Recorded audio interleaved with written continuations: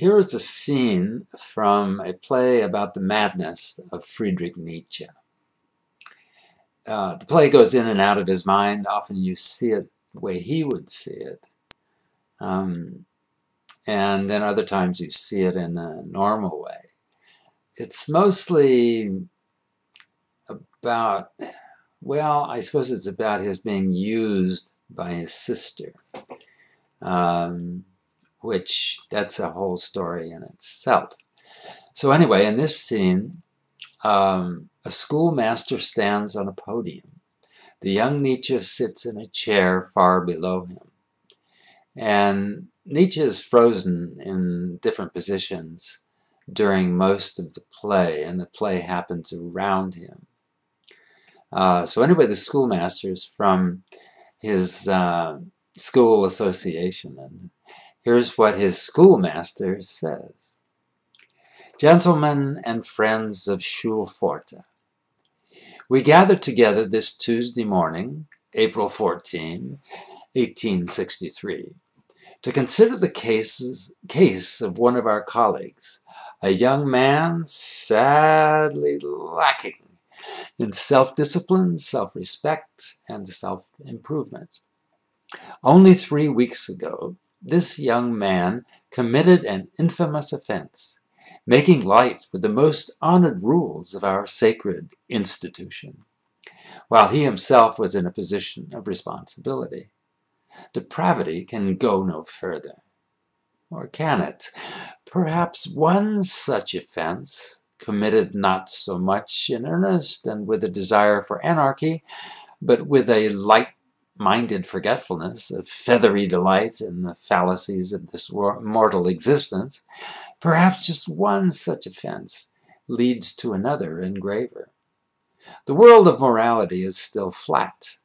Once you fall off, all you can do is continue falling, as our insidious young offender seems to have done. Gentlemen, what is an institution? An institution is the union of society and morality, dignified by the divine. An institution is the mediator between man and God. We of the modern world are the first to admit this. We of the modern world. Yes, we bless today with the lessons of the past, the classics. Therein lie our roots, an institution, the union of society and morality. Therefore, are both society and morality necessary? The institution, their justification.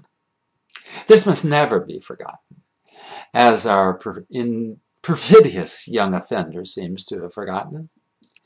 What is the purpose of an institution? Limitation. What a wild, unbounded creature mankind is. He dreams he lives, and dies that he may dream. In himself, man is nothing, a mass of impulses, good for nothing, not even self-satisfaction. The institution limits.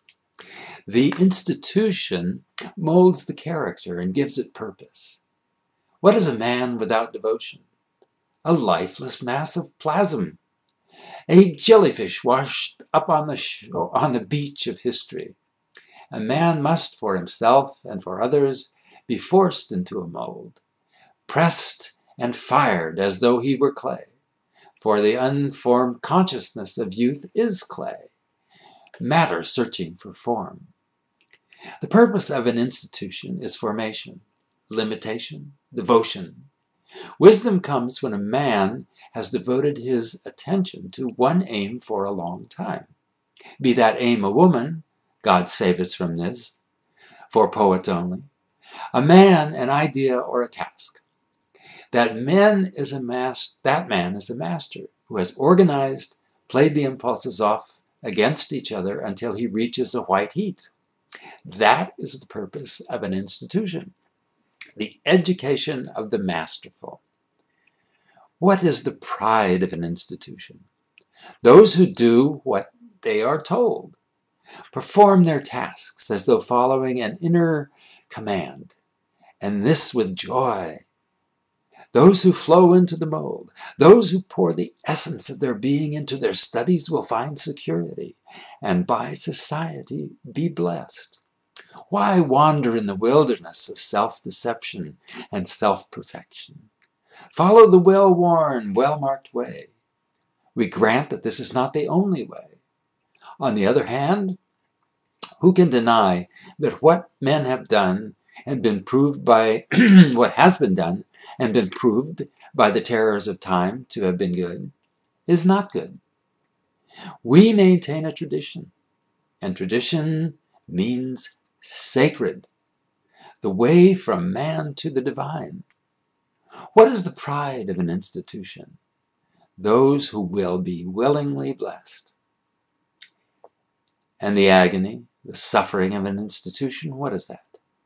It exists, fantastic as that may seem to some. We have an example, an all too obvious example of that, before our eyes today.